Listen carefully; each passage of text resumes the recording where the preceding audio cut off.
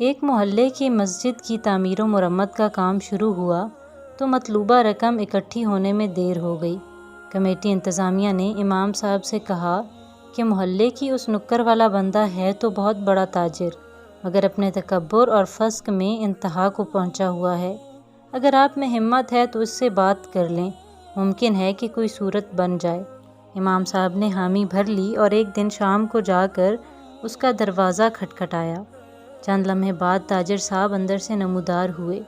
امام صاحب نے اپنے آنے کی وجہ بتائی تو صاحب خانہ سٹپٹا گئے اور بولے کہ ایک تو تمہارے اسپیکروں نے بار بار چلنے سے ہمارا سکون برباد ہے، اوپر سے تم میرے گھر تک آ پہنچے ہو۔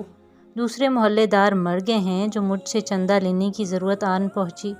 امام صاحب نے کہا، صاحب اللہ کا دیا ہوا موقع ہے آپ کے لیے، آپ کی دست تعاون کی اشد ضرورت ہے، میں خالی ہاتھ نہیں جانا چاہتا۔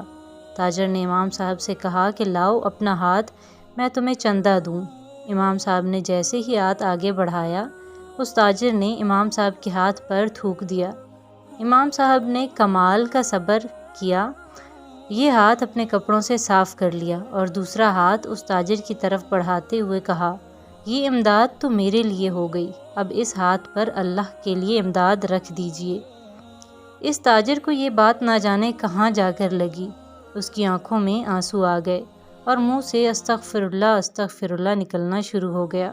کچھ لمحات کے بعد شرمندہ ہوا اور اپنے جذبات پر قابو پاتے ہوئے دھیمے سے لہجے میں بولا، بتائیے کتنے پیسے درکار ہیں؟ امام صاحب نے کہا، ابھی 3 لاکھ روپے سے کام چل جائے گا۔ تاجر نے کہا، نہیں، یہ بتائیے آپ کو مکمل پروجیکٹ کے لیے ٹوٹل کتنے پیسے درکار ہیں؟ امام صاحب نے کہا، ہمیں مکمل طور پر 8 لاکھ روپے درکار ہیں۔ تاجر صاحب اندر جا کر 8 لاکھ روپے کا ایک چیک بنا کر لائے اور امام صاحب کو دیتے ہوئے کہا، آج سے اس مسجد کا جو بھی خرچہ ہو مجھ سے لے لیجئے گا اور آج سے اس مسجد کی تمام ذمہ داری میری ہے۔ یہ سن کر امام صاحب بہت خوش ہوئے اور دعائیں دیتے ہوئے واپس آ گئے۔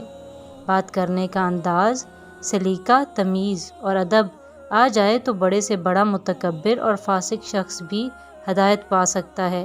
یاد رکھیے، یہ برداشت، یہ صبر اور حوصلہ علماء کو علم ہی سکھاتا ہے۔ اسلام پھیلانا ہے تو اچھے اخلاق اور میٹھے بول کی روایت ڈالنی ہوگی۔ افسوس، طوطا مرچ کھا کر بھی میٹھی بولی بولتا ہے اور انسان میٹھا کھا کر بھی کڑوے بول بولتا ہے۔